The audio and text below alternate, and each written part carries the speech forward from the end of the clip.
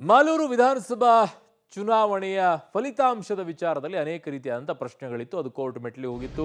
ತದನಂತರ ತಡೆ ನೀಡಿದ್ರು, ತದನಂತರ ಎಣಿಕೆ ಆಗಬೇಕು ಅಂತಿದ್ರು. ಅದು ಎಣಿಕೆ ಮಾಡೋಕ್ಕೆ ಕೋರ್ಟ್ ಹೇಳಿದ ನಂತರ ಈಗ ನವೆಂಬರ್ 11ರಂದು ಮರು ಎಣಿಕೆಗೆ ಕಾರ್ಯ ಆರಂಭವಾಗುತ್ತೆ.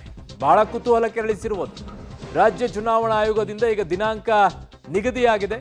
ಕೋಲಾರ ಜಿಲ್ಲೆಯ ಮಾಲೂರು ವಿಧಾನಸಭಾ ಕ್ಷೇತ್ರದ ಚುನಾವಣಾಧಿಕಾರಿಯಿಂದ ಈಗ ಕೋಲಾರ ಜಿಲ್ಲಾಧಿಕಾರಿಗಳಿಗೂ ಕೂಡ ಸೂಚನೆಯನ್ನ ನೀಡಿದ್ದಾರೆ.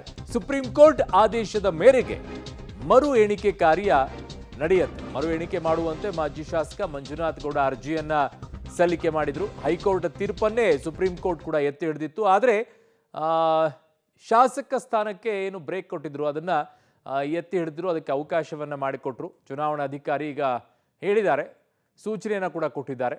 ನವೆಂಬರ್ 11ಕ್ಕೆ ಮತ ಎಣಿಕೆ ಕಾರ್ಯ ನಡೆಯುತ್ತೆ. ಸುಪ್ರೀಂ ಕೋರ್ಟ್ ಆದೇಶದ ಮೇರೆಗೆ ಈಗ ಮರು ಎಣಿಕೆ ಕಾರ್ಯ ನಡೆಯುತ್ತೆ. ಅದು ನವೆಂಬರ್ 11ನೇ ತಾರೀಕಿಗೆ. ಬಿಜೆಪಿ ಅಭ್ಯರ್ಥಿಯಲ್ಲಿ ಮರು ಎಣಿಕೆಗೆ ಅವಕಾಶವನ್ನ ಕೇಳಿದ್ರು. ಅದಕ್ಕೆ ತಕ್ಕಂತೆ ಈಗ ಅವಕಾಶ ಸಿಕ್ಕಿದೆ. ಸುಪ್ರೀಂ ಕೋರ್ಟ್ ಕೂಡ ಅದಕ್ಕೆ ಒಪ್ಪಿಗೆ ಕೊಟ್ಟಿದೆ.